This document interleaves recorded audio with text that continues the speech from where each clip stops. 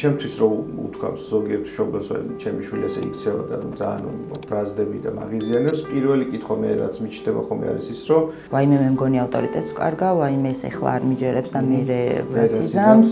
დავარცხნით ლაპარაკი, არაფრის მომცემია ჩემი აზრით, ბევრი რაღაცა იწერება და ვარცხნით და ბოლოს ერთ და იგივე წრეზე ვტრიალებთ, მაგრამ აი რა მოხდა, ანუ ცხოვრება წაართვეს, ხო? იმიტომ რომ საკუთარი თავი ვერ გამოავლინე სამყაროში. დანარჩენი თუ უსაფრთხოებას არ ეხება საქმე და იქ ყველაფერი წესრიგშია, შეიძლება მშობელმა რომ ცოტა რაღაცები დათმოს და ეს არ არის არც ავტორიტეტის დაკარგვა, ანუ მინდა უთხრა მშობლებს, რომ არ შეეშინდეთ ამით. გამარჯობა, ბედნიერი ბავშვის მორიგი პოდკასტი არის თქვენს წინაშე. სანამ დავიწყებთ შეხვედრას, უბრალოდ მინდა ვთქვა, ბევრი კითხულობს ხოლმე და გწერს შეტყობინებებში წიგნების თაობაზე და გეტყვით, რომ ჩვენი წიგნები ბედნიერი ბავშვი და რთული ბავშვი ხელმისაწვდომი არის. მომავლის სოფლის გვერდზე შეგიძლიათ მოიწეროთ და რეკლამაშიც არის ჩასმული ამ წიგნების შესახებ ინფორმაცია და მოკლედ ამ ნაწილში ადვილად დაგაკვალიანებთ. დღევანდელი ჩვენი პოდკასტის სტუმარი არის გვანცა ბარბაქაძე, ფსიქოანალიტიკური ორიენტაციის მქონე ფსიქოთერაპევტი. და ჩვენ შევარჩიეთ სასაუბრო თემად სიჯიუტე ბავშვებში. აი ამ წიგნის გამოცემას როცა ვაპირებდით, მაშინ სწორედ სათაურის რთული ბავშვი ჩვენ ესე შევარჩიეთ, რომ ეს ერთგვარი სტერეოტიპი არის, ბევრი ამბობს რაღაც ბავშვზე ხშირად იარლიყების მიწებება ვიცით ხოლმე, რომ რთულია ბავშვი, რთული ნიშნავს, რომ მშობლისთვის არაკომფორტულია მასთან კომუნიკაცია. მეწინააღმდეგება ხშირად. ხო, მეწინააღმდეგება და ეს ბევრს გონია, რომ ავტომატურად ცუდ რამეს ნიშნავს. დღეს კომპეტენტური სპიკერისგან, ანუ შენგან მინდა რომ ამ თემებზე დაწვრილებით როგორც შევძლებთ ვილაპარაკოთ და პირველი შეკითხვა ბუნებრივი არის, რატომ ჩნდება ბავშვში წინააღმდეგობის სურვილი? აი რა იძულებს მოზარდს, ჯერ ბავშვს და მერე მოზარდს, იმიტომ სხვადასხვა ასაკში სხვადასხვანაირად ხდება ხოლმე ეს ყველაფერი და მაგაზე რომ ვილაპარაკო.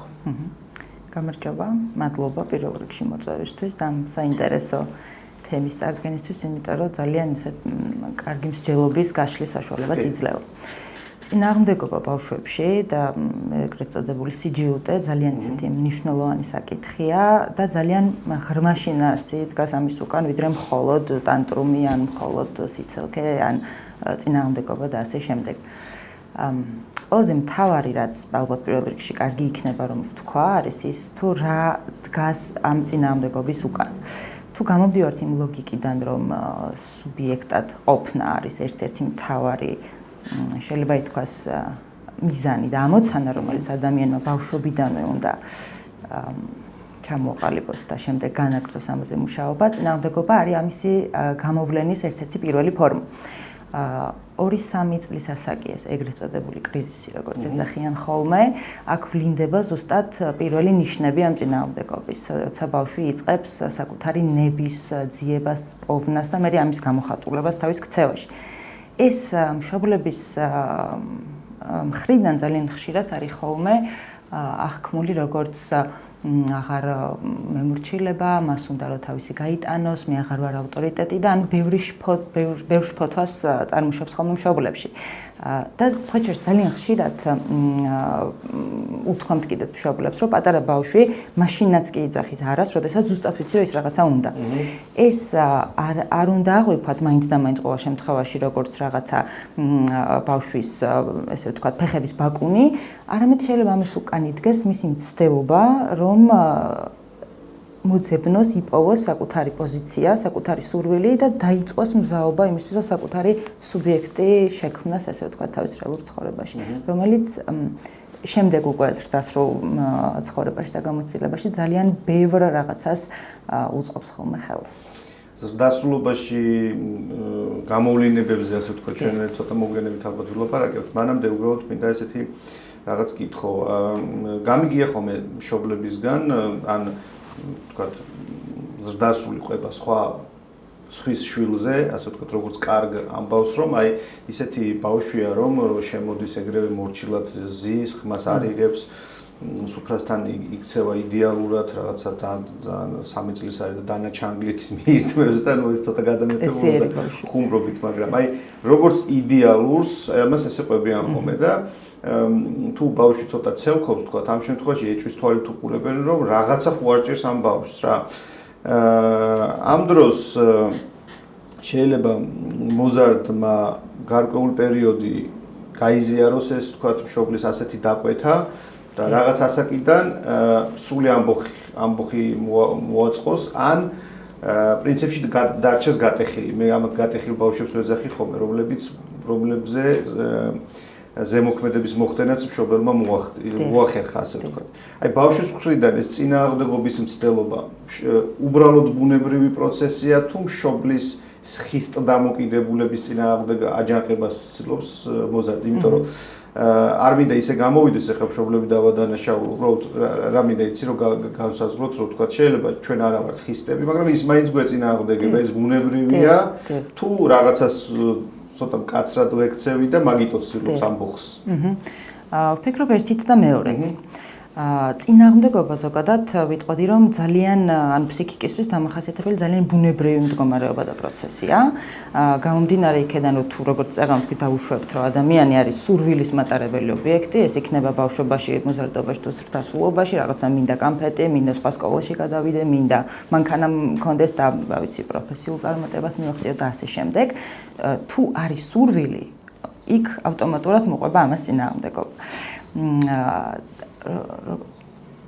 ანუ ეს თვითონ მშობლის მხრიდან ხო, ანუ ერთიც და მეორეც ვთქოდიახ, მშობლის მხრიდან წამოსული წინააღმდეგობა, რა თქმა უნდა, არა ყოველთვის, ამას ძალიან მინდა მეც ხაზი გავუსვა, იმიტომ რომ ესე არ გამოვა, რომ ყოველთვის ყველაფერში მშობლები დავადანაშაულოთ, არა, რა თქმა უნდა, თუმცა ძალიან დიდწილად გავლენას ახდენს. გამომდინარე იქედან, რომ ბავშვებისთვის, თუნდაც მოზარდებისთვის მშობლები არიან ავტორიტეტული ფიგურები, ანუ ის ადამიანები, ვისთვისაც მათ ბევრის გაკეთებას სურთ, უნდათ რომ გაახარონ მშობელი, უნდათ რომ დააკმაყოფილონ მშობელი, რომ დედა ჩემი იყოს თქვა ბედნიერი ან კარგ ხასიათზე და ასე შემდეგ. აქედან გამომდინარე, ბავშვი რა თქმა უნდა ბრჭყალებში ზოგჯერ იძულებულია, რომ დაჰყვეს მშობლის მოთხოვნას და ნებას. ძალიან საფრთხილო საქმეა და ესეთი მნიშვნელოვანიც ვფიქრობ, იმიტომ რომ მშობლის მხრიდან მოითხოვს რაღაცნაირად ცოტა ფაქის და ყურადღებიან დამოკიდებულებას, იმიტომ რომ ზოგადად წესები, შეზღუდვები, აკრძალვები, რომელიც მშობელმა უნდა დაუწესოს შვილს, იქნება ეს შენიშვნით თუ რაღაც სხვა ფორმით, არის ძალიან საჭირო და აუცილებელიც კი ბავშვისთვის, იმიტომ რომ ბავშვი სწავლობს გარემოსთან ურთიერთობით. უსაფრთხოებისთვის ჩარჩოები სჭირდება. რა თქმა უნდა, ჩარჩო ეს არის ის, რაც აუცილებლად უნდა მივცეთ ბავშვს მშობლებმა და აუცილებლად ვასწავლოთ როგორ მიიღონ და ისწავლონ ამათთან ერთად ცხოვრება, იმიტომ რომ მათ უწევთ, აი 2-3 წლის ასაკი წეგან რო ახსენე კრიზისული ასაკი, თქო, მან უწევს ბავშვს ორ რაღაც მნიშვნელოვან რეალობასთან შეჯახება. ერთი რომ საკუთარი სურვილი არ ემთხვევა გარემოს სურვილს და რომ ყოველთვის დედამიწა მის ირგვლივ არ ტრიალებს. ანუ ეს მისთვის საკმაოდ დიდი შეიძლება ითქვას რთული მოვლენაა და შეიძლება იყოს მატრამირებელიც კი, მაგრამ ამასთან გამკლავებაში ზუსტად მშობელთან კომუნიკაცია ამაში ძალიან ეხმარება. და ჩვენ საუბრობდით მშობლის კონტროლზე, ესე ვთქვათ, ხო, რამდენად შეიძლება იყოს კონტროლი გამომწვევი მიზეზი ბავშვში წინააღმდეგობის. ანუ თქვათ, ბავშვი არ გეწინააღმდეგება. და ამ შემთხვევაში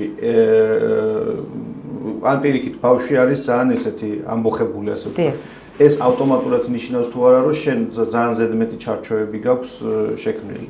თუ ბუნებრივად ხდება მეთქი, ანუ ეს მე მინდა ისეთ მშობლებსაც უთხრა, ვინც განიცდის და თქვა ფიქრობ, რომ ზედმეტად ხო არ ვახდენ ზეწოლას ჩემ შვილზე.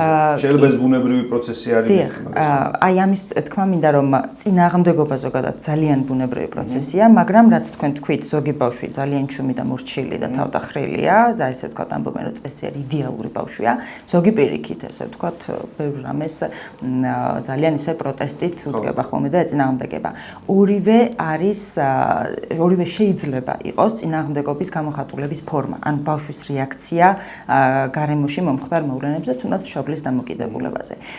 ეს ძალიან ისეთი საინტერესო საკითხია, რომელიც შეგვიძლია ცოტათი მეტად გავშალოთ, რომელიც გულისხმობს, ასე ვთქვათ, მორჩილ და ეგრეთ წოდებულ იდეალურ ბავშვს.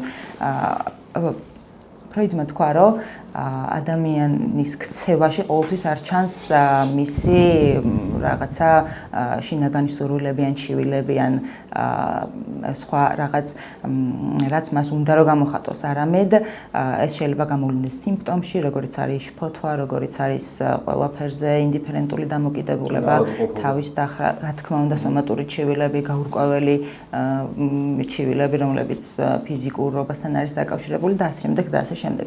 უფრო მეტიც შეიძლება ითქვას, მშობელმა შეიძლება უფრო მეტად ჩართოს, ესე ვთქვათ, საშიშის სიგნალი, თუ შეატყობს, რომ ბავშვი ზედმეტად დამჯერია, ანუ ზედმეტად წესიერია, ზედმეტად მურჩილია და დამყოლია, იმიტომ რომ წინააღმდეგობა არის შეიძლება ითქვას ჯანსაღი რეაქცია ადამიანის და განსაკუთრების ბავშვი. ძალიან. და პირიქით არ უნდა შეეშინდეთ მშობლებს, მაშინ როდესაც ხედავენ, რომ თავიანთი შვილი ან ფეხებს აბაკუნებს, თუნდაც ტანტრუმს აწყობს, ოღონდ ტანტრუმი ცოტა ის რთული საკითხია და უბრალოდ იმის თქმა უნდა, რომ ყველა შემთხვევაში არ გულისხმობს იმას, რომ ბავშვი ან ცუდად აღზრდილია, ან უზნეო ან ასე შემდეგ. არ უნდა შეეშინდეთ მშობლებს ამის, პირიქით უნდა მოусმინონ მათ და შეეცადონ გაიგონ რა დგას ამ წინააღმდეგობის უკან, იმიტომ რომ შინაარსი, რომელსაც ბავშვი ატარებს ამ ქცევის დროს, ამისი გაგება ძალიან მნიშვნელოვანია, იმიტომ რომ თუ მხოლოდ კონცენტრირდებით ქცევაზე, დავეტყვით ან აქცენტს გავაკეთებთ იმაზე, რომ ასე და ასე იქცევა, ყოველთვის თუ ხაზი გაისმება ქცევას და არ ვეცდებით გავიგოთ ამის უკან რა დგას, ანუ შინაარსი, რისი თქმა სურს ამით, რისი გამოხატულება სურს ამით ბავშვს, ან რის მიმართ დამოკიდებულებას გამოხატავს ეს, მაშინ ქცევა განაგრძობს განმეორებას, ანუ განმეორდება. თან მანდ საინტერესოა რომ ახლა ეს გამოუხატავი რაღაცეები მე სადღაც მაშინ არასწორიაში განიდევნები ის არის დარიკარგება და სხვა ფორმით და უარესად შეიძლება მე წამოთივდეს და თან არის კიდე მეორე საინტერესო საკითხი ჩემმა ერთმა ძველმა მოსწავლემ მითხრა რომ ეს იდეალური ბავშვის ის კონდა რა ქვია ნიღაბი რა ოჯახთან და ისეთ რაღაცებს ვაკეთებ ხოლმე რაც აი საერთოდ არ იცი ანუ ძალიან ისეთი კარგი ოჯახის ასე ვთქვათ ნუ შვილი იყო არც საიმისოდ უჭირდა არაფერი რომ ვთქვათ ეს გაეკეთებინა მაგრამ დადიოდა წიგნის მაღაზიებში და იპარავდა. დიახ. ოღონდ ეს არავინ იცოდა და ნუ ჩემთან ესე თქვა და მაშინ უბრალოდ ეხა მე არ შემიფასებია მისი ეს რომ კარგია ცუდია უბრალოდ ესეთი რაღაც უთხარი რომ შენ რომ მეთქი ამას იპარო მესმის რაღაც გინდა რომ ასე ვთქვათ დააშაო და რაღაც სადღაც გამოხატო შენი ამბავი მაგრამ კონსულტანტები მეთქი ამას იხდიან თქო და ძალიან განიცადა მაშინ ეს რომ აი ეს ვიღაც მე მაგაზე არ მიფიქრია რომ ვიღაც მეგონაო რომ უბრალოდ ესე იკარგებოდა ეს წიგნებიო და ერთხელ მე მოვიდა და თქვა რომ სათითაოთო ყველა წიგნი დავაბრუნეთ იმ მაღაზიაში რაც წამოღებული მქონდა ბევრი ვიარება კიდე კაი არავინ დაიჭირა იმიტომ რომ მაღაზიაც რაღაცა შეიძლება მომხდარიყო ამით იმის თქმა მინდა რომ მშობლები უბრალოდ ხანდახან ვერ ხედავენ ანუ მათ თვალწინ ბავშვი იქცევა იდეალურად და სადღაც სხვაგან ის ამას გამოხატავს. ეგ კიდე კაი ვარიანტი არის რა. ამაზე უარესი ვარიანტებიც არსებობს, როცა ვერსად გამოხატავს და მე აი სადღაც იქ არის ბნელ ოთახში გადამალული ეს ამბავი. ბავშვის წინააღმდეგობა მშობლებს ძალიან გვაღიზიანებს ხოლმე რაღაცნაირად აი ესე გამოგონია რომ ნუ მიუღებელია რაღაც შინაგანი პროტესტი ჩვენს გვიჩნდება ხოლმე. თქვათ აი ჩემთვის რო უთქვამს ზოგიერთ მშობელს ჩემი შვილი ესე იქცევა და ძალიან ბრაზდები და მაგიზიანებს პირველი კითხვა მე რაც მიჩნდება ხოლმე არის ის რომ შენ როგორი ბავშვი იყავი შენ თუ გეძლეო და საშუალება გამოგეხატა ეს შენი რაღაც არეულობა ყველა შეშფოთდებიან ხოლმე მშობელი და პირველი წამოწდენა არის ხოლმე რომ ისა მე ძალიან კარგი ბავშვი ვიყავი მე არ ვიქცეოდი და ნუ ეხლა მე რაღაც მეტაფიზიკურ იმაში გადამყავს ხოლმე ეხლა რაღაც უფრო მარტივია მაგდროს ხო ხვდები და თქვა ვეუბნები რომ აი შენ რო ესე ვერ იქცეოდი სამყარომ გამოგიგზავნა შვილი იმისთვის რომ შენ მე მოახერხო საკუთარ თავში რაღაცა ეს თქვა გაიარო ეს ეტაპი და ასე შემდეგ მაგრამ რეალურად ამის უკან სხვა რაღაც დგას და აი ეგ მინდა მაგაზე რომ მითხრა ორიოდე სიტყვა განსაკუთრებით რატო აღიზიანებთ აი ესეთ მშობლებს შვილის არევა და ნუ სიჯიუტე და წინააღმდეგობა გეთანხმებით ერთ-ერთი ესეც არის და ბევრი სხვა შინაარსი შეიძლება იდგეს ამის უკან მაგალითად მშობლებს აქვთ ხოლმე შიში რომ ვაიმე მე მგონი ავტორიტეტს ვკარგა ვაიმე ეს ეხლა არ მიჯერებს და მე რასიზმს კი მე მის ასაკში ესე არ ვიყავი მე მის ასაკში სხვანაირად ვიყავი და ბევრი რაღაცა რასაც თვითონ აწყდებიან ხოლმე სხვა შორის ზოგჯერ ისიც კი შეიძლება მოხდეს რომ თავისი ბავშვობის გამოცდილებიდან გამომდინარე თუ თავად არ ეძლეოდა ან საშუალება რომ და უფლება რომ გამოეხატა ესე ვთქვათ წინააღმდეგობა შეიძლება არაცნობიერი შურის მატარებელიც იყოს ეს შვილის მიმისამართით რომ როგორ თუ მან შეძლო და რაღაცეებს გადააბიჯა. ხო, ანუ ძალიან ესეთი მნიშვნელოვანი თემაა როგორ მიუდგება მშობელი ამ დროს ბავშვის მხრიდან წინააღმდეგობას და რას ეცდება ანუ ვთქვათ ჯინში ჩაუდგება როგორც ამბობენ ხოლმე რაღაცა სამაგიეროს გადახდას ეცდება თუ როგორ მიიღებს ამას ძალიან დიდი მნიშვნელობა აქვს თუ მერე ბავშვი საკუთარ გონებაში როგორ დაალაგებს აი ამ ასე ვთქვათ საკითხებს სეპარაციის მომენტი განცალკევების მშობლისგან. ზოგადად წინააღმდეგობის წინააღმდეგობა არის ერთ-ერთი გამოხატულება აი ამ სეპარაციის, ანუ მშობელთან განცალკევების, რომელიც აუცილებლად გასავლელი პროცესია იმისთვის, რომ ადამიანმა მერე შეძლოს ზრდასრულ ცხოვრებაში, ასე ვთქვათ, ორიენტაცია და ცხოვრების დამოუკიდებლად გაგრძელება.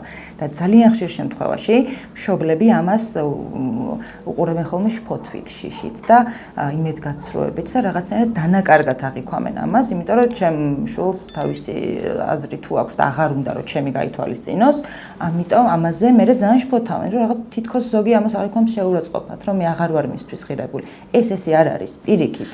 ანუ საერთოდ არაფერ კავშირში არ არის ეს ორი ერთმანეთთან. აი ძალიან საინტერესო რაღაცას შეეხეთ, მაგის გაგრძელება მინდოდა ამ შეკითხვით და მოდი განვავრცოთ. საზღვრის დაწესება და ძალაუფლებისთვის ბრძოლა. ეს ორი განსხვავებული რაღაც არის რა. ძალიან ისეთი მყიფე ზღვარი გადის, მანდ რომ მშობელმაც ასე ვთქვათ, ზუსტად გააცნობიეროს თვითონ სად მიდის და რა გზით მიდის.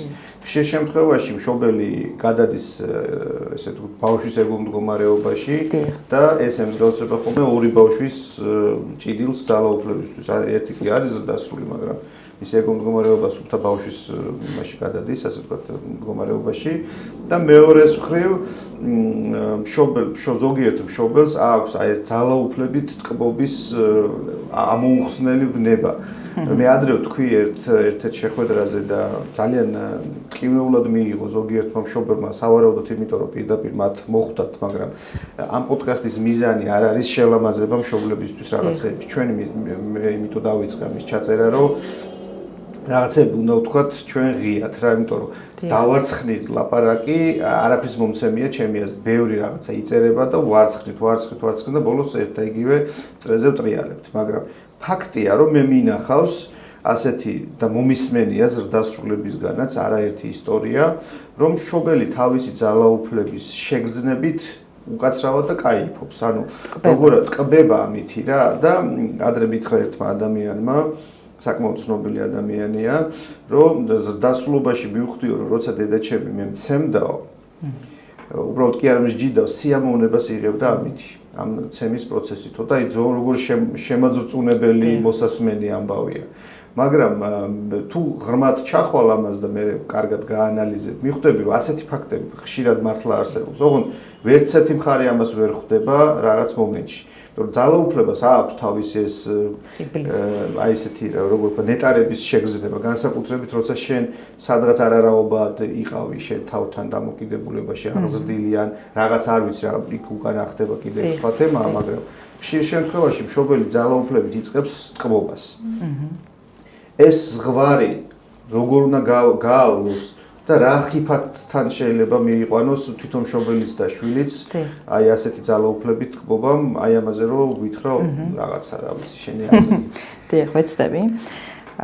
მანდ ალბათ ესე ვთქვათ ჭალებში რჩევა ავიდი მშობლებისთვის, რომ ალბათ დამხმარე იქნება მათთვის, რომ დასვან კითხვა საკუთარ თავთან, რომ რა სურთ მათ იმ კონკრეტულ კამათში, ისი მიღება. ანუ ეს რა არის პრიორიტეტი? ბავშვის უსაფრთხოებაზე ზრუნვა, თუ ეს არის მათი მხრიდან ის რომ მათ უჭირთ დაიტიონ ის ფაქტი, რომ საკუთარი შვილი განსხვავებულია. ან არ არის ისეთი, როგორიც მათ უნდოდათ. ანუ აქ სხვა არის გავლება ძალიან მნიშვნელოვანია. თუ ყოველთვის წავა მშობელი, ესე ვთქვათ, ჩაებმება შეჯიბრებაში, ეს კონფლიქტი ჯერ ერთი უსასრულოდ გაგრძელდება სავარაუდოდ და არც ისეთი კარგი დასასრული არ იქნება დიდი ალბათობით. თუ ძალაუფლების დემონსტრაცია არის მიზანი და ამავდროულად მიზანია ის, რომ ბავშვი იყოს რაღაცნაირად კარგ ურთიერთობაში დარჩეს მშობელთან, ეს ორი ერთმანეთთან დიდად ვერ მეგობრობს. ამიტომ ძალიან კარგი იქნება თუ მოხდება გამიჯვნა, მე ვგულისხმობ მშობლისთვის, რომ საკუთარ თავში დაფიქრდეს, რომ რა არის იმ შემთხვევაში მისთვის მთავარი, ანუ რაზე უნდა გააკეთოს ორიენტაცია, პრიორიტეტი რა არის მისთვის. ბავშვი თუ საკუთარი ესე ეგო იქნება თუ რაღაც სხვა, ანუ საკუთარი სურვილების, ასე ვთქვათ, პროექცია, საკუთარი აუხსნელი ოცნებების პროექცია შვილში, იმიტომ რომ როგორც წესი და ეს ძალიან ხშირი და ძალიან ადამიანურია, ამას კრიტიკით არ ვამბობ, იმიტომ რომ ძალიან ადამიანური მომენტია, რომ ადამიანების ზრდასრულები და მშობლები, როცა მშობლები ხდებიან ხოლმე, თითქოს ავტომატურად თავიანთ ნარცისულ ინვესტიციას ახდენენ ხოლმე ბავშვებში, ეს გულისხმობს იმას, რომ ის რაღაცები, რაც თავად სურდათ, ან თავად უნდოდათ, ეს ყველაფერი უნდათ რომ ჩადონ ბავშვი და მე ამოიყონ იქიდან შედეგების სახით. ჩვენი მშიერი ბავშვი სხვაგან ეძებს, ასე ვთქვათ, სხვა. დიახ, და ზუსტად მანდ არის უდიდესი საფრთხე და საფრთხილო რაღაცა, რომ მანდ დიდი შანსია, რომ ზუსტად ყველაზე მთავარი რაც არის, რომ დაიკარგოს სუბიექტურობა ბავშვის შესაბამისად, ბავშვი თავად ვერ მოახდენს ამის გაშინაგნებას, რომ თვითონ არის სუბიექტი და ვერ გამოეყოფა, ესე ვთქვათ, მშობელს დარჩება ობიექტის როლში, შემსრულებლის როლში და არა აქტორის როლში, რომელიც მომავალში უფრო ესე ვთქვათ, მეტნაკლებად ადეკვატური და მშვიდი ცხოვრებისთვის ძალიან დამხმარე რამე.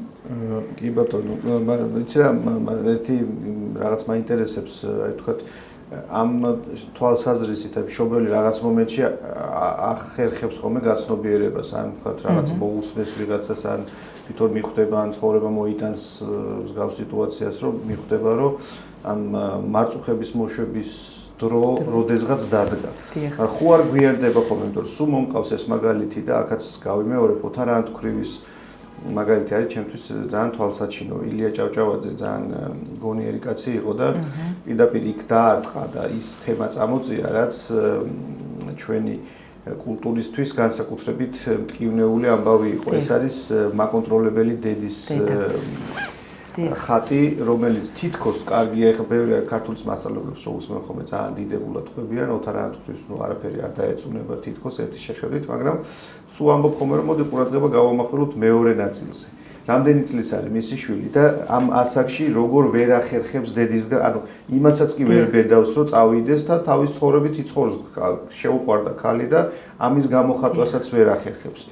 ოთარ ანთქვრივი დგამს ნაბიჯს, ფორმულას ამბობს, რომ შენი თვალებით ვიწყებ ყურებას და მე ჩემი თვალებით აღარ შევხედავ ცხოვრებას და გიორგის მიაძახებს, ხო, რომ ერთხელაც უკან არ მოიხედავთ, რომ მოთქვამს. მაგრამ ლიტერატურა გვაძლევს ხოლმე გარკვეულ მინიშნებებს. გიორგი უნდა მოკვდეს. ფიზიკურ სიკვდილზე არ არის ამ შემთხვევაში ხოლმე ლაპარაკი. ხანდახან რაღაცებს ვაგვიანებთ და ეს დაგვიანება მე რაღაც შედეგს მოიტანს. ოთარ ანთქვრივმა დააგვიანა შვილის აი ესეთი ამ მარწუხების მოშვება და შვილის გაშვება, ხო? აი როგორია გიორგი გატეხილი ბავშვია საბოლოო ჯამში რომ დაფიქრდე, აი როგორ თვითონ რომ მოქმედებს, სხვანაირი მოქმედება არ შეუძლია. თვითონ არ მოქმედებს, ხო, თვითონ არ მოქმედებს. მასში მოქმედებს სხვა, კი. ხო და ხო არა აქ ამასაც რაღაცა დრო და აი რა ასაკიდან უნდა ჩაერთოს განგაში სიგნალი, რომ რამე არ დავაგვიანო და ისე არ მოხდეს, რომ მე ანუ გიორგის სიკვდილი ხანდახან შეიძლება ვთარგმნოთ გიორგი ნარკო დამოკიდებული გიორგი, თამაშ დამოკიდებული გიორგი, რა ვიცი რაღაცა და ასე შემდეგ. დიახ. განგაში სიგნალი ზუსტად როდის უნდა ჩაერთოს, როცა ალბათ გულისხმობთ იმას, რომ როდის ჩნდება ეს ყველაფერი ქცევაში. ხო, და მშობელმა როდის უნდა საბოლოოდ როდის უნდა მიხვდეს, რომ ამის გადადების დრო არ არის და უნდა დავიწყო ეხლა მე ამაზე ფიქრი და შულზე ორიენტირება. ანუ ისე ოთარ ანთქვრივის სიტყვებით რო ვთქვათ, მისი თვალებით ყურება. დიახ, ვფიქრობ ალბათ ერთ-ერთი პასუხი ამ კითხვაზე შეიძლება იყოს, როდესაც ბავშვი მაგალითად იწყება ცვლილება, ანუ რადიკალურად, იმიტომ რომ ძალიან ბევრი მშობელს, რომელსაც თავისი შვილი მოუყვანია, ესე ვთქვათ, კონსულტაციაზე, უთქვამს, რომ რაღაც სხვანაირი ბავშვი იყო და შეიცვალა. როცა ვთქვათ, ხდება ჩაკეტილი ან არ აქვს მნიშვნელობა, თუნდაც პირიქით, ყოველთვის უნდა დავსვათ კითხვა, რომ რამ გამოიწვია ეს ცვლილება და ვეძებოთ, ესე ვთქვათ, სხვა შინაარსები. მით უმეტეს თუ ეს ბავშვის ქცევა არის უკიდურესად ან დესტრუქციული, ან ძალიან დამაზიანებელი, როდესაც უკვე ავტონომიაზე კი აღარ არის მიმართული მისი ეს ქცევა და მხოლოდ მე მინდას გაჟღერებაზე კი არ არის, არამედ უკვე რაღაც მომენტში საფრთხე იქნება ხოლმე. არ ვიცი რამდენად ეს უკვე დაგვიანებულია თუ არა, მაგრამ საყურადღებო აუცილებლად არის. და ძალიან მინდა ამას ხაზი გავუსვა, რომ აი ეს წესიერი და მურჩილი და ესეთი მშვიდი ბავშვი ხშირად იმსახურებს უფრო მეტ ყურადღებას, ვიდრე პირიქით, უფრო მე ამბოხე ბავშვი და განსაკუთრებით თინეიჯერის პირიქით ძალიან ნორმალურია ამ ასაკში. აი ეს ჩაკეტილობა, ასე ვთქვათ, სიჩუმე, მორჩილება, ინდიფერენტულობა საკუთარი ცხოვრებისა და ზოგადად გარემოსადმი, შემდეგ გადაითარგმნება ხოლმე იმაში, აი მაგალითად ალბათ თქვენც შეხვედრილ ხართ ესეთ ადამიანებს, რომ ყველაფერი მაქვს, სრთასრულები მოსულან მაგალითად სესიებზე და უთქვამთ, რომ ყველაფერი მაქვს, სამსახური მაქვს, ოჯახი მყავს, თითქოს ყველაფერი კარგად მაქვს, ყველაფერი კარგად უნდა იყოს, მაგრამ შიგნიდან რაღაცა ისე არ არის, ვთქვათ, რისიც არიელის განცდა არის, განცდა იმისი, რომ მოწყენილობა და არაფერი არა და თითქოს ყველაფერი ისე მიდის, რომ ბედნიერი უნდა ვიყო, მაგრამ არა. ზუსტად ეს არის ძალიან დიდი, ესე ვთქვათ, საფრთხე მომავალშიც და რაც იწყება, ასე ვთქვათ, ბავშვობიდან 2-3 წლის ასაკიდან და მეც 6-7, 11-12 უკვე თინეიჯერობიდან, როდესაც არის ძალიან სიჩუმე, როდესაც არის ინდიფერენტულობა, мотиваციის დაკარგვა, თუნდაც სირთულეების სწავლაში, ყოველთვის არ რა თქმა უნდა, ესეც მინდა ხოლმე სულში ვთქვა, რომ ყოველთვის ეს ყველაფერი არ არის განაჩენი და ყოველთვის იმას არ ნიშნავს, რომ ვაიმე და რაღაც საშინელება ხდება, მაგრამ ეს მცაბედი ცვლილებები, რაღაცა ხელის ჩაქნევა რაღაცებზე, მიზნების დაკარგვა, მოწყენილობა, სევდიანობა, სომატური ჩივილები, აი ესეთი რაღაცების შემჩნევას თუ იწყებს მშობელი და ყურადღება მშობელს ეს არ გამოეპარება, მაშინ ალბათ აუცილებელია, რომ ამაზე მოხდეს მინიმუმ კითხვის დასმა თუ რა ხდება. კი, ძალიან საინტერესო აქცენტები გააკეთე, განსაკუთრებით მე ხა ჩემი მოსწავლე გამახსენდა, ძალიან ჩაკეტილი იყო ეს გოგონა იყო და ერთ-ერთ სასწავლო წლის დაწყების შემდეგ ეს ჩაკეტილი ბავშვი უცბად გახდა ძალიან ხიარული და ისეთი რაღაცა ხოცი ჯგუფში მასხარას როლს რომ მოირგებენ ხომ ესეთი მოზარდი და მეც ბაში ვიფიქრე მე დაველაპარაკე ცალკე ყოველთვის იმაშები ხომ თქვა და მე ეს წერითი თერაპიის ამ ტექნიკას რასაც მე ვიყენებ მანდაც ხშირად ჩანს ხოლმე რომ ეს როლი დასჭირდა რაღაცაში რა ამ მოზარდს და აი ძალიან ნიშანდობლივი იყო რომ ყოველთვის ჩაკეტო არ არის ასე ვთქვათ ნიშანი იმის რომ მის ცხოვრებაში რაღაც ხდება ესეთი მკვეთრი ცვლილება ყოველთვის რაღაცას გულისხმობს და მადლობა რომ ეს საინტერესო ფორმულა გვითხარი კიდე იცი რაზე მინდოდა გაგვემახვილებინა ყურადღება რომ ხშირ შემთხვევაში ზოგიერთი ბავშვი ამ თავის სიჯიუტით და იმითი რა ქვია რაღაც ტიპის გამოხატულობით აგრესიული იქნება ეს თუ ძალიან წინააღმდეგობრივი იქცევს მშობლის ყურადღებას ანუ სხვა შემთხვევაში მშობელი მას არ აქცევს ყურადღებას მაგრამ ასეთ დროს როცა ის რაღაცაზე გაჯიუტდება დედიკო სუმცირე ეჩხუბება ანუ მასთან კომუნიკაციაში შედის ასეთ დროს ეს დასწავლილი ქცევაში გადადის ხოლმე ზოგიერთი მისთვის ბავშვისთვის და ეს ხდება ინსტრუმენტი მშობლის ყურადღების ასე კომუნიკაციის საშუალება ხდება აი ასეთ დროს მშობელ, ну გასაგებია რომ თქვა თუ მშობელი უნდა დაფიქრდეს ამ ამბავში, მაგრამ რა უთხრათ თქვა ასეთი ბავშვების მშობელს რა შეცვალო ქცევაში, იმიტომ რომ ეს ერთგვარ პატერნად მე ყალიბდება და მე გაიზრდება და ზრდასრულობაში რაღაც ეს ქცევა რაღაცა გადადის ასე ვთქვათ რუტინაში და აი ამ დროს როგორ უნდა მოიქცეს მშობელი ძალიან მნიშვნელოვანი ამბავი არის, იმიტომ რომ ერთადერთი საშუალება ერთი ადამიანი გამახსენდა ისეთ დონეზე მიიყვანა მოკლედ შვილისა და მშობლის კომუნიკაცია, რომ ძალიან ხისტად ექცეოდა მშობელი, მაგრამ ეს ამბობდა, რომ ჩემთვის ეს პრობლემა არ იყო, ჩემთვის პირიქით სასიხარულო იყო, იმიტომ რომ მაგ დროს დედასთან მქონდა კომუნიკაცია. როდესაც სხვაგვარად ვერ მოხერხა რომ მიეპყრო მშობლის ყურადღება. მშობელს ამ დროს ალბათ ისევ შეგვიძლია ვუთხრათ რომ დასვას კითხვა და დაუსვას თავად ბავშვს, ასევე საკუთარ თავსაც თუ რა დგას ბავშვის ამ ქცევის უკან. Ყოველთვის კარგი გამოსავალია ხოლმე, საინტერესო და ძალიან შედეგიანი, როდესაც მშობელი იწყებს ბავშვთან კომუნიკაციას, ანუ ლაპარაკს, ისევ სუბიექტურობის ჭრილში თუ დავრჩებით აღქმას სუბიექტად, ეს ბავშვია, პატარა, დიდია თუ როგორიც არ უნდა იყოს, არის პიროვნება. და როგორი პიროვნებაც არ უნდა იყოს, მას აქვს თავისი ადგილი და ბავშვისთვის ამის მიღება, ცოდნა და დარწმუნება ამაში, რომ რაც უნდა მოხდეს ამ ადგილს ვერავინ წაართმევს, როგორიც არ უნდა იყოს ეს მისთვის არაფერი არ შეიცვალა და მაინც ეყварებათ, ამის ცოდნა ძალიან მნიშვნელოვანია ხოლმე. ესეც დროს, როდესაც ბავშვი, ესე ვთქვათ, გამომწვევად იქცევა, უნდა მიიღონ ეს გამოწვევა და ეცადონ უფრო მეტად გაუგონ რა სურთ მათ შვილს. ბავშვებმა, მოზარდებმა, სხვა ზრდასრულებმაც ხშირად არ ვიცით ხოლმე რა გსურს და ამას რაღაცა სხვადასხვა ფორმით გამოვხატავთ ხოლმე. და ესეთი კითხვების დასმა ან რაღაცა შეჩერება ცოტა ხანი ამ რაღაცაზე და მცდელობა რომ გავიგოთ ერთმანეთის და საკუთარი თავების ძალიან დამხმარეა ხოლმე, რომ მოხდეს გაანალიზება და თქმა, სიტყვაში თქმა იმისი, თუ რა სურს ბავშვს და რისი მიღწევა სურს ამით.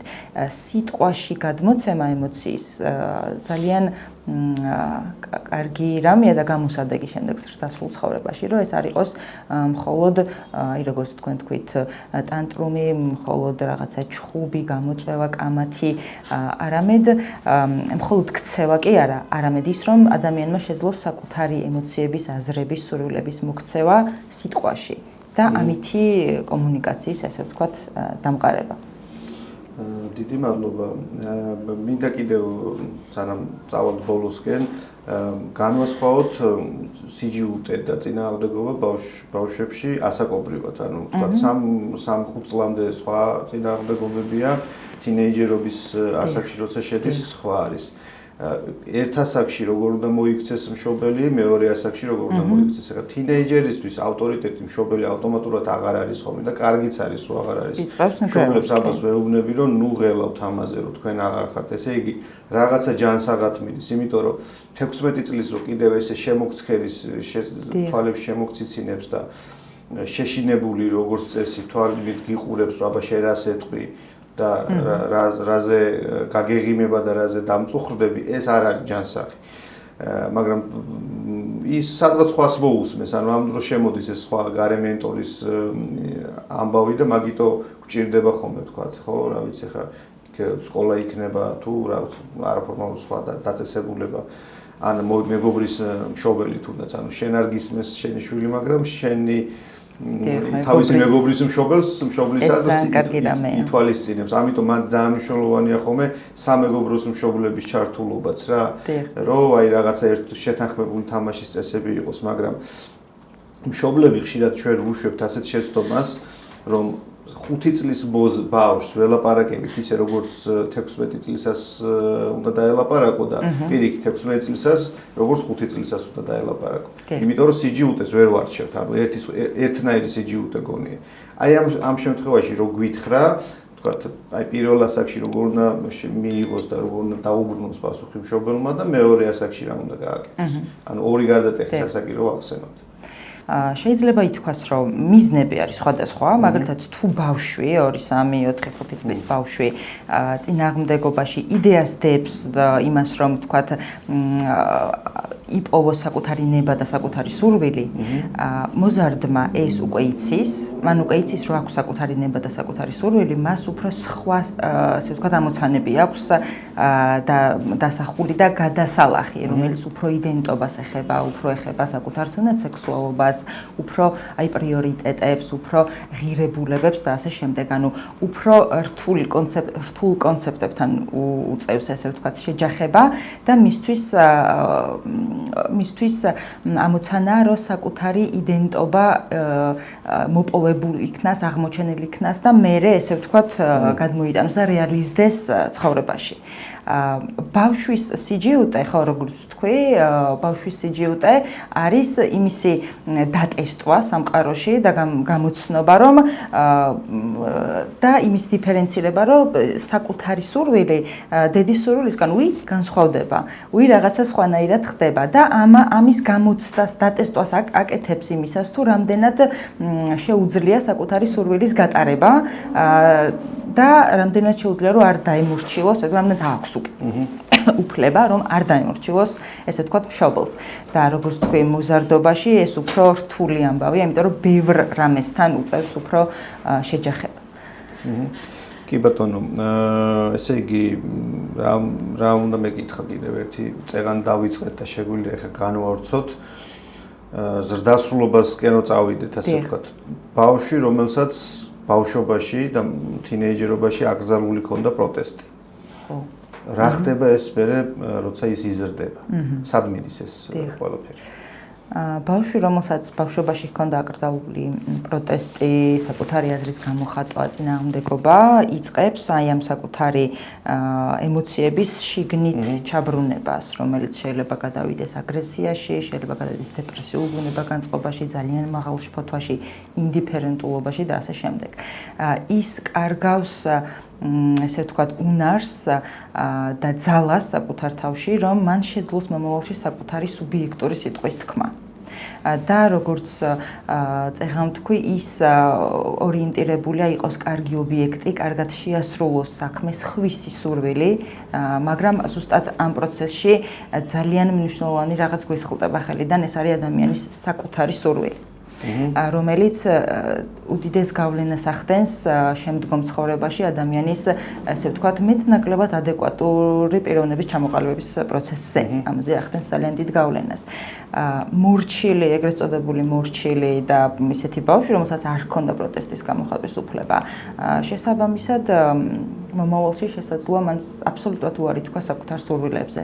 აბსოლუტურად მიუძღვნას საკუთარი ცხოვრება, თუნდაც მშობლის ან სხვა ადამიანის სურვილებს, ეცადოს რომ იყოს კარგი შვილი, ხშირად ვთქვამთ ხოლმე ჩემგან ამას ელიან, მე ესეთი უნდა ვიყო, შეიძლება ითქვას მათ აქვთ შიში, რომ თუ წინააღმდეგობას გამოავლენენ, ისინი იქნებიან უარყოფილები მშობლების მხრიდან, დაკარგავენ საკუთარ ადგილს ოჯახში, აღარ იქნებიან შეყვარებულები და ესე ვთქვათ, აღარ ეყვარებათ მშობლებს, ანუ დაკარგავენ საყვარელი შვილის ადგილს და ასე შემდეგ. ეს ყველაფერი მომავალში იწვევს ალბათ უფრო ისეთ სევდიან ეპიზოდებს ცხოვრებაში, როდესაც ფერმკრთალი ადამიანი აღარ აქვს საკუთარი არც სურვილი, აღარც ასე ვთქვათ ჟინი, რომ საკუთარი სურვილისთვის იბრძოლოს და არის ასე ვთქვათ ყურებ ჩამოყრილი, ხელებ ჩამოშვებული, მხრებს სასოцо ენერგია გამოცლილი ხო რაღაცა. დიახ, აი რაღაცა ის ხალასით. ან მეორე შემთხვევაა ხოლმე მეორე ესეთი გამოხატულება, თქვათ აი პირობითად მოვა ქალბატონი და თქვათ წუხს რომ მისი ქმარი 42 წლის ასაკში მოულოდნელად უცბად გარდაისახა, იყო თქვათ პირობითად ძალიან ესეთი მოწესრიგებული კლერკი და უცბად რაღაც მოტოციკლეტი იყიდა და ტატუები გაიკეთა, ბენდენი დადის, მოწევა დაიწყო, სხვადასხვა რაღაცეების და აი აურია ბჭყალებში რა. ეს თინეიჯერობა ზრდასრულ ასაკში გადმოიტანა აქეთკენ, ხო, ანუ ესეც ხო ბუნებრივად ხდება ხოლმე. და ხშირად ასე დროს, რა ვიცი, ჩემი პასუხია ხოლმე, რომ იცი რა, ცუდია შეიძლება, მაგრამ მადლობა ღმერთს, რომ მაინც ეს მოხდა, იმიტომ რომ კიდე ამას მეორე ეტაპი აქვს, რომ ესეც რო არ მოხდეს, აი ეს გადმოდის მე უკვე ამ სომატურ ნაწილში და ეს დაავადებების სახით ხანდახან იცის ხოლმე ასე ვთქვათ გამოვლენა. ამიტომ ამ თვალსაზრისით ასეთი ბავშვები ზრდასრულობაში მე ჩვენ ბევრი გვინახავს და რაღაცნაირად ისეთია ხო მათ სიმრავლე არის ასე ვთქვათ ჩვენს თვალწინ. ანუ სულ არაობას ჯობს რომ მე მაინც გამოვლინო. ჯობს ხოლმე კი, მაგას ვამბობ ხოლმე რომ იცი რატო რომ იმ ადამიანისთვის მან იცხოვროს მოდი თავისი ცხოვრებით რა და რა ვიცი როგორ აურევს ბოლოში და რას იზავს ეგ მის საქმე, მაგრამ მოდი იცხოვრს, იმიტომ რომ შეუმდგარი ადამიანი კიდევ უფრო დიდი უბედურება არის, რომელმაც აი ისე ჩაიარა მისმა ცხოვრებამ, რომ ვერ მოახერხა ეს ამბავი. კაი, თქვა თუნდაც არც ფსიქოსომატური დაავადებების თვალსაზრისით გამოვლინდა, არც ესე, არც ის. აი რა მოხდა, ანუ ცხოვრება წაართვეს, ხო? იმიტომ რომ საკუთარი თავი ვერ გამოავლინა სამყაროში. ჩვენ ცხოვრა თავისი ხო, ჩვენ ხო ჩვენი თავი უნდა გამოვავლინოთ, ამიტომ დავიბადეთ. ეხლა რაღაცისთვის ვართ დაბადებული, რომ გამოვავლინოთ თავი, რა ვიცი, ვიღაც შეიძლება ესეთი იყოს, ვიღაც ისეთი იყოს. ამ ისეთზე და ასეთზე კიდე ერთ უბრალოდ კომენტარივით გავაკეთებ. ერთმა მშობელმა მითხრა, რომ წუხდა, რომ ჩემი შვილი არისო ძალიან რბილიო. და მეთქი აი რატო წუხარ იმაზე რომ შენი შვილი არის რბილი და მე მგელი ვარო და ჩემი შვილიო არ მინდა რომ კრავი იყოს.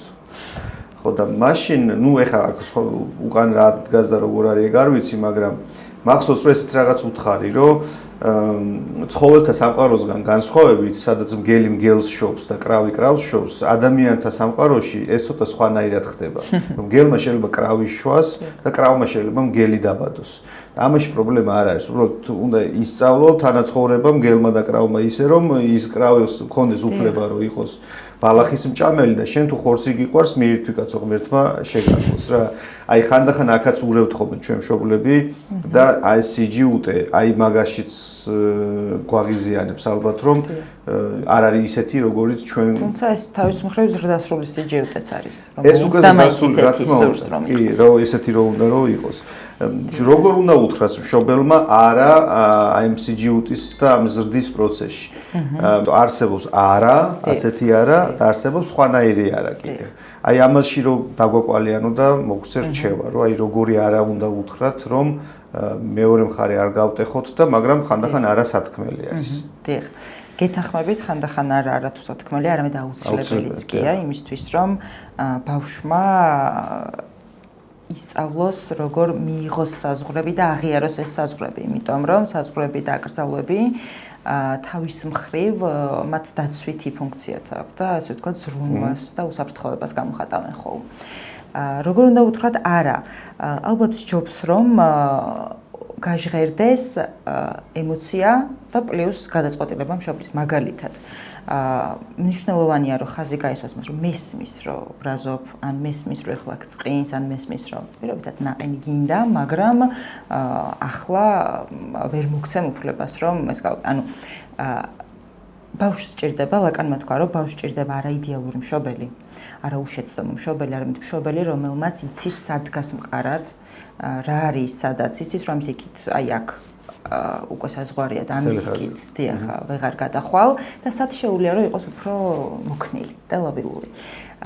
ამითი ბავშვი სწავლობს, იღებს ინფორმაციას საზღვრების შესახებ, გრძნობს თავს დაცულად, მაგრამ ამავდროულად გრძნობს იმას, რომ მისი სუბიექტურობა არის მისი სუბიექტურობას მშობელი პატივს ცემს, მისი სურვილი არის მოსმენილი და შეძლების დაგვარად გათვალისწინებული.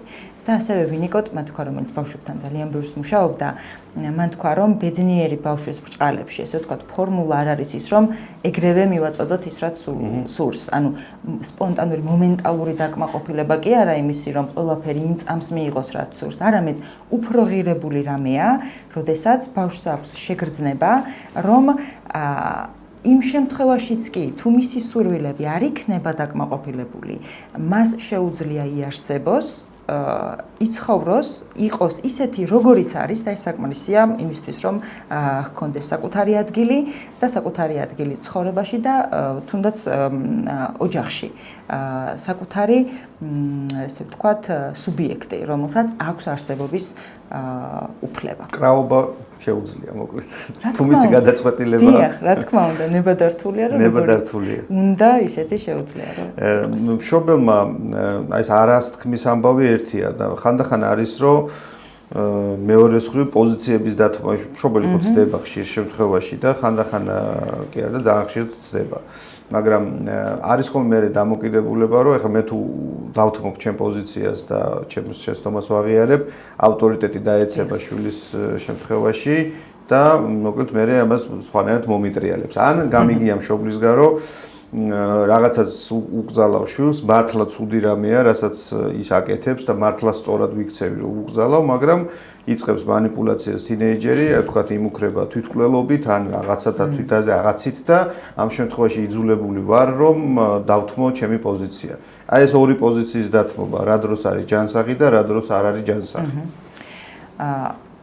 ჯანსაღი რა დროს შეიძლება ვიმსჯელოთ რომ ჯანსაღია პოზიციის დათმობა, მაშინ ან ყველაზე მთავარი რა არის ბავშვის უსაფრთხოება, ხო?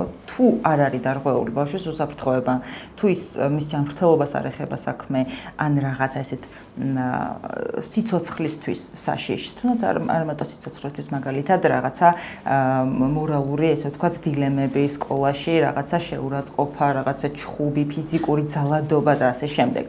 თუ ესეთ თემებს ყველაფერი ესე ვთქვათ წესრიგშია და იქ სიმშვიდეა.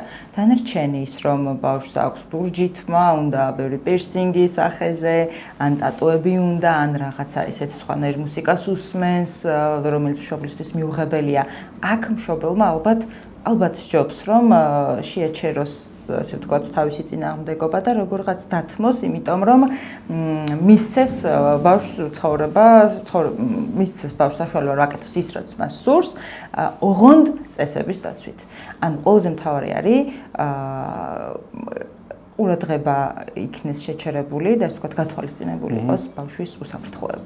დანარჩენი თუ უსაფრთხოებას არ ეხება საქმე და იქ ყველაფერი წესრიგშია, შეიძლება მშობელმა რომ ცოტა რაღაცები დათმოს და ეს არ არის არც ავტორიტეტის დაკარგვა, ანუ მინდა უთხრა მშობლებს რომ არ შეეშინდეთ ამით პირიქით, რაც უფრო მეტად მიდის მშობელი ესე ვთქვათ კომუნიკაციაზე, თუნდაც დათმობაზე, ოღონდ რაღაცეების ხარჯზე კი არა, არამედ რაღაცეების გათვალისწინებით.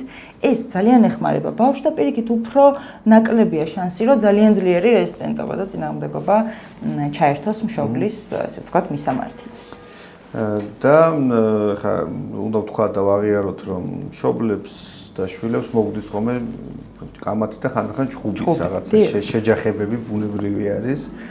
აი ამ ყველაფრის მერე როგორ უნდა დალაგდეს ახლა ზოგი მშობელი ესე ეგოისტურად იქცევა რომ ელოდება როდის გადმოდგავს შვილი ნაბიჯს და თვითონ უნდა მიუტევოს ზოგი პირიქით პირველი მიდის და თვითონ გადადგამს ხოლმე ამ ნაბიჯს ესეც გააჩნია ალბათ რა ეგო მდგომარეობაშია ამ დროს მშობელი მაგრამ ეს ფაქტი არ უნდა მოხდეს გაბუტულების იაპონელი წოლქმარებით ხო არ უნდა იყვნენ 20 წელი რო არ ელაპარაკებოდნენ ერთმანეთს რაღაც მომენტში უნდა დამთავრდეს ხო როგორ უნდა აღვადგინოთ ურთიერთობა ჩხუბის შემდეგ? ჩხუბი არის, როგორ ვთქვა, ძალიან ადამიანური რაღაცა და ძალიან საჭიროც კი და ძალიან ჩვეულებრივი რაღაც. ანუ ჩხუბის შემდეგ ერთ-ერთი ესე ვთქვათ, ძალიან მნიშვნელოვანი ნაბიჯია, რომ ჩხუბის შემდეგ გაგრძელება შეძლოს ორივე მხარემ და განსაკუთრებით მშობელმა, იმიტომ რომ ბავშვი მაინც უფრო, ესე ვთქვათ, მშობელს უყურებს, ბავშვისთვის ის კი არ არის მნიშვნელოვანი ჩხუბის დროს რა მოხდა. არამედ შეიძლება ითქვას, უფრო მეტად მნიშვნელოვანი და უფრო მეტს ფიქრობს, თუ რა იქნება მერე. დედაჩემი მიგაბრაზდება, ანუ აღარ გამიშვებს, ან მიყვირებს, ან აღარ ვეყვარები, ანუ ამაზე ბავშვები იმაზე მეტს შფოთავენ, ვიდრე შეიძლება ეს ერთი შეხედვით ჩანდეს, ან მშობელმა იფიქროს. ამიტომ ამ ნაბიჯების გადადგმა ძალიან ესეთი საყურადღებო რაღაცაა, თუმცა მანდაც არის პატარა, როგორ თქვა, პატარა ალბათ სირთულეებიც. უფრო დამხმარეა ბავშვისთვისაც და მშობლისთვისაც და მათი კონფლიქტისთვისაც, რომ ცოტა დრო გავიდეს. გულისხმობ კვირებს და წლებს, რა თქმა უნდა, ცოტა დრო, ანუ მშობელმა უნდა შეძლოს დაიტიოს ბავშვის იმედგაცრუება. ეს ძალიან მნიშვნელოვანი რაღაცაა, იმიტომ რომ ხშირ შემთხვევაში მშობლები თავადვე ვერ უძლებენ ხოლმე ცუდი მშობლის შესაძლო იარლიყს, რომელიც შეიძლება ბავშვის თავში ჩამოყალიბდეს მათი აზრით. იმედგაცრუებასთან შეჯახება ბავშვისთვისაც მნიშვნელოვანია და მშობლისთვისაც და მშობელი გამომდინარე იქედან რომ ასაკით უფრო დიდია, უფრო მეტი გამოცდილება აქვს, მისი ფსიქიკური აპარატი უფრო მეტად ესე ვთქვათ ჩამოყალიბებული და მყარია ვიდრე ბავშვის, მას შეიძლება ითქვას ევალება, რომ უფრო მეტად იყოს მომთმენი და შემწყნარებელი ბავშვის აი ამ შემოტევების და იმედგაცრუების მიმართ, ბავშვის იმედგაცრუების მიმართ. მიიღოს, დაიტიოს ბავშვის ეს სიჯიუტე იქნება, ჩხუბი იქნება, ცუდი სიტყვები თუნდაც, იმიტომ რომ ძალიან ხშირად არის რომ მოზარდობაში, ბავშვობაშიც, მაგრამ უფრო მოზარდობაში კონფლიქტის დროს მშობლებს ისეთ რამებს ეუბნებიან ხოლმე შვილები, რომ ისინი სრულიად ჩამოინგრევიან როგორც მშობლები და ესეც რა თქმა უნდა მესმის ძალიან გასაგები რამეა. თუმცა ბავშვებს და მოზარდებს არა აქვთ ჯერ საკმარისად განვითარებული ეს როგორ თქვა, არ არიან მზად იმისთვის, რომ გამოხატვაში არ არიან ჩამომოთელილები ალბათ ამის. ხო, იმის თქმა მინდა, რომ მათ არ აქვთ რესურსი, რომ აი ეს სპონტანურობა უცებ შეიკავონ და ვთქვათ მიხვდნენ, რომ აი ახლა ვთქვათ დედაჩემს უშევროწყობას მივაყენებ, ეს ძალიან ანუ ამის დატევის, ხო, დატევის უნარი, ანუ უფრო იმპულსურები არიან, კი. და ამისი დატევა მშობელს უნდა შეეძლოს, იმიტომ რომ მშობელს უფრო მეტი მოეთხოვება, იმიტომ რომ ის უფრო ზრდასრულია და უფრო მეტად შეიძლება იყოს შემძლე რომ შეიკავოს ეს რაღაც საკუთარი ემოციები თუნდაც იქნება ეს წყენა იმედგაცრუება თუ რა დროის მიცემა კონფლიქტის შემდეგ ბავშვთან რომ ზოგს უნდა რომ აი ამ იმ წუთასვე მოხდეს ამისი ესე ვთქვათ შერიგება მაგრამ არა ანუ ეს დრო საჭიროა იმისთვის რომ ემოციები დაცხრეს და თავში გაჩნდეს შესაძლებლობა ფიქრისთვის კონფლიქტის შემდეგ ფიქრი, რომ აი რა მოხდა, როგორ მოხდა, რატომ მოხდა და ასე შემდეგ. შეიძლება ურთიერთობის აღდგენა, მაგალითად, ძალიან ჩვეულებრივად ყოველდღიური ქმედებების გაგრძელებით მაგალითად პატარა ქცევებით, რომ მაგალითად ისე ჩაი დალიონ ერთად პირობითად. ან საპონი ხوارიცი სად შევიდა. ან პური ამოიტანება ასიდან და ასე შემდეგ. ხო. და კიდევ ერთი ალბათ დამხმარე იქნება მშობლებისთვის, რომ მნიშვნელოვანია, რომ არ ვუთხრათ მას, რომ იცი რა, შენ მე მაიძულე, რომ რაღაცა ცუდად მოგქცეოდი, ან რაღაცა მშობლის მხრიდან ვამბობ. არამედ ბოდიში, მაგრამ რაღაცა გაუბრაზდი. ან ხო, მეც ზედმეტი მომივიდა. აღიარება იმისი, რომ რაღაცა მშობელსაც შეიძლება ზედმეტი მოუვიდეს, ან რაღაცა ისეთი მოხდეს, რაც არ იყოს ასრული. აღიარება ამისი არის პირველ რიგში მაგალითი ბავშვისთვის, რომ მშობელს უკან დახევა შეუძლია, რომ ის არ იქნება უგულებელყოფილი ამ კონფლიქტის შემდეგ და ყველაზე მთავარი, რომ რაც უნდა მოხდეს მშობელს და ბავშვს შორის, ურთიერთობას შეუძლია გაუძლოს ნებისმიერ მსგავს სირთულეს. ბავშვისთვის იმისი ცოდნა, რომ ჩემი და ჩემი მშობლის ურთიერთობა არის იმდენად მყარი, რომ მან შეუძლია აიტანოს ჩხუბი, აყალმაყალი, რაღაც თუნდაც შეურაცხყოფები, ეს ძალიან დიდ სიმყარეს აძლევს ბავშვებს და ძალიან ბევრს ნიშნავს მათთვის.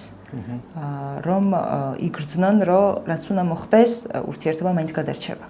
და რომ ამ კონფლიქტის შემდეგ დაბრუნება ურთიერთობაში ძალიან რეალური და შესაძლებელია. დიდი მადლობა იმისთვის, რომ ესეთ რთულ და ესეთ საინტერესო თემებზე პროფესიული კეკლუცობის გარეშე ილაპარაკე პროფესიონალურად და ეს ძალიან დიდი მიღწევაა ხოლმე, იმიტომ რომ ჩემთვის ძალიან მნიშვნელოვანია მსმენელმა ყველაფერი გაიგოს, რასაც ვლაპარაკობთ. და ვფიქრობ, რომ ეს მოახერხე, იმიტომ რომ მინიმალური, ასე ვთქვათ, პროფესიული ტერმინების გამოყენებით ყველაფერი გასაგებად აგვიხსენი და ამას ცალკე დიდი ნიჭი უნდა. მადლობა ამისთვის. ბოლო შეკითხვა ჩვენი რაც არის ხოლმე კლასიკური ყველას თან ვსვამ, როგორია ბედნიერი ბავშვი? ფორმულა თუ არსებობს რამის? არ ვიცი ფორმულა არსებობს თუ არა, მაგრამ შემიძლია რამდენიმე რაღაც გაგიზიაროთ. ბედნიერი ბავშვი ალბათ აუცილებლად არის ისეთი, ვინც თამაშობს. იმიტომ რომ თამაში არის, სხვა შორის ბავშვთა თერაპიაში თამაში არის შეუცვლელი ფორმა და თერაპიული ურთიერთობის ფორმა, იმიტომ რომ თამაში ბავშვი დებს ყველაფერს, თავის ფანტაზიებს, ფანტაზმებს, იქ იგონებს რაღაცებს, აღმოაჩენს და ასე შემდეგ.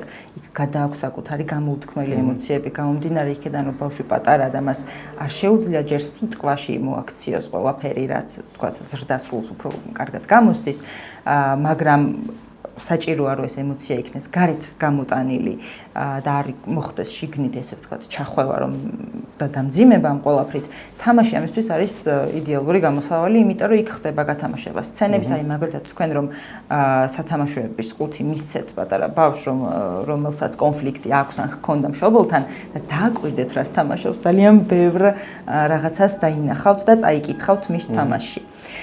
თამაშის შესაძლებლობა ბავშვისთვის არის უნიკალური და შეიძლება ითქვას აუცილებელი რაღაცა. ბედნიერი ბავშვის რეცეპტებში ასევე შეგვიძლია ჩავწეროთ ის რომ მას შეეძლოს უარი თქვას რაღაცეებზე, შეუტიოს მშობელს, ან არ დაემორჩილოს მშობელს, ან თავისი აზრის გატარება, ესე ვთქვათ, მოისურვოს. ასეთი ბავშვი შეიძლება ზოგჯერ იყოს სევდიანი, ზოგჯერ იჩხუბოს, ზოგჯერ იტიროს, მაგრამ ეს არ არის კატასტროფა. ყველაზე მთავარია, რომ ბავშვს ჰქონდეს შეგრძნება, რომ ყველაფრის და მიუხედავად მას აქვს საკუთარი ადგილი საკუთარ ოჯახში, თავისი მშობლების გონებაში და შესაბამისად მე ამითი ეცდება რომ გაიგოს და რეალიზაცია მოახდინოს საკუთარი სუბიექტური პიროვნების გარეთ. კარგი, მშვენიერი რეცეპტი გამოგვივიდა. დიდი მადლობა. ჩვენ ესე დასასრულს მინდა რომ ესეთი ჩვენი ეს წიგნი გადმოგცე საჩუქრად რთული ბავშვი, როგორც თავიდან აღნიშნე, ეს არის ამ ჩვენი ასე ვთქვათ პოდკასტის ერთგვარი სპონსორებით. ორი წიგნი გვაქვს გამოცემული, ბედნიერი ბავშვი, რთული ბავშვი. რთული ბავშვი არის კრებული, სხვადასხვა ავტორი არის ამ კრებულში თავმოყრილი, უცხოელებიც არიან და ქართველებიც არიან. და არ ვიცი ხა შეიძლება რაღაცა თქვათ ინსპირაცია აღმოჩნდეს, იმიტომ რომ ყველა ის თემა, რასაც ჩვენ ამ პოდკასტში ვლაპარაკობთ, ამ ორ წიგნში გაშლილი არის და სხვადასხვა ფორმით ვცდილობთ ხოლმე რომ მივაწოდოთ მკითხველს ცალკე და მსმენელს ცალკე ჩვენი ასე ვთქვათ ორიენტაცია ბავშვზე არის ეს წიგნი. ძალიან დიდი მადლობა. და შემდეგ შეხვედრამდე უბრალოდ კიდევ ერთხელ ვეთქვი ჩვენს მსმენელს რომ მოგწეროს თუ კი რაიმე კითხვა გაქვთ, თუ კი რაიმე თემა გინდათ რომ გავშალოთ და ჩვენ ვეცდებით რომ ასეთი კომპეტენტური სტუმარი მოვიწვიოთ ჩვენს პოდკასტში. დღევანდელი ჩვენი პოდკასტის თემა იყო CGUT, ან წინააღმდეგობა ბავშვებში. გვანცა ბარბაქაძე, ფსიქოანალიტიკური ორიენტაციის მქონე ფსიქოთერაპევტი იყო ჩვენი სტუმარი და კიდევ ერთხელ მადლობა. მადლობა თქვენ. მადლობა.